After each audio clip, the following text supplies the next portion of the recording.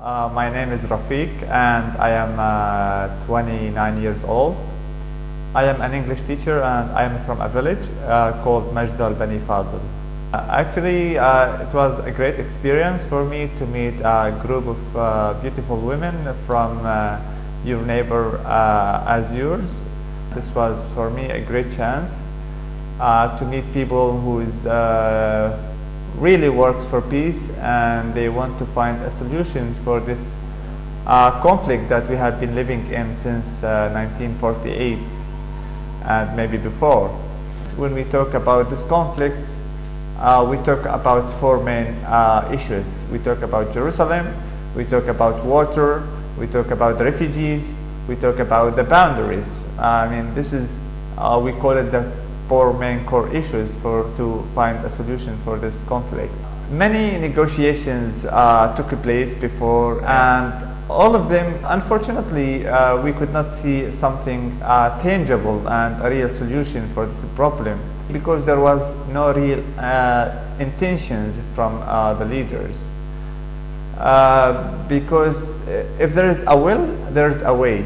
If you want to do something and you really want to do it, you will do it. We have a lot of stereotypes about the Israeli community and Israeli people, and I am sure it is the vice versa. I met some Israeli who doesn't know anything about Palestinians. They only see the media and they give judges from the media that people are just wanna kill and they wanna die. It's not like that.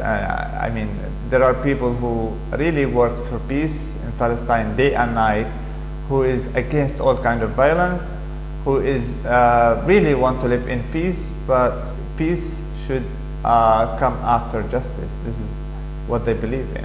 If you go to the public opinion in my village and in my city as a whole, the main problem now is Israeli government should stop building settlements in the Palestinian lands, because this has started to be the main problem for Palestinians to move.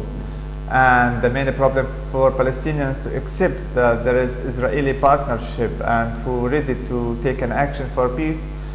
We are surrounded by settlements, unfortunately, and we have Magdalene and we have Ma'ale Ephraim from the south, and these settlements were built on Palestinian land. 65% of the Palestinians are with the two-state solution, but there cannot be two states and a state inside a state too. If there's a state, two states, there should be boundaries between the two states, that I should know where Palestine ends, where Israel starts. For us, we see that there is always a solution for it. It is either to go with one-state solutions or two-state solutions. But unfortunately, they always go with the third choice. It is the status quo, like just keep things as it is, which is it's not on our side, because Israel would like to have this time to expand their project, building settlements, and make it not easy to solve, Occupation is occupation. You cannot hide it because it is there. Like ending the occupation will be the first day of peace, because we have no other place to go. We are staying here. We will solve our problems and we will continue. I heard many Israeli diplomats and politicians saying in our school that we teach children hate and how to kill Israeli, but I will give you all the books that I have and I dare you to find something against Israel. Maybe Israeli have videos about some schools. Also Palestinians, they have videos about the schools in Israel. For me, I would say that the problem and the solution is in our leaders' hand, because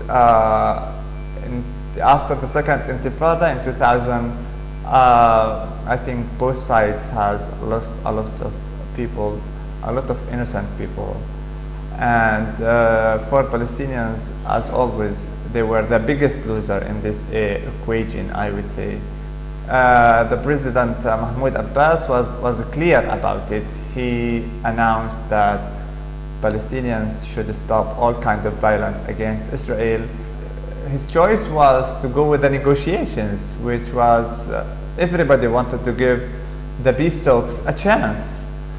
But now Palestinians, after 20 years of peace talks now, they started to ask questions. Now what? Where are we going now? You have to be courage enough to talk about your problem, because a few people have the courage to talk about the problems. Even when I talk to my people about, have you met an Israeli? No. Have you talked to them? No. So you cannot give prejudices to people before you meet them. I mean, I have changed a lot of my stereotypes about other people, other nations and other countries, especially when you travel and talk to people, you change a lot from your opinions. In both sides, there are people who go to schools, who go to universities, who have their life, who's married, but still there is a gap between the two communities that we people should fill it. If we did not, we will just keep following what the leaders are saying and without thinking.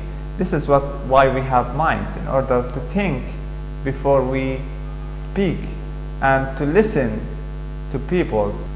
Time is never in our side, in both sides, I would say. It's time to take an action to stop all kinds of violence, to end the occupation, and to have peace between the two sides.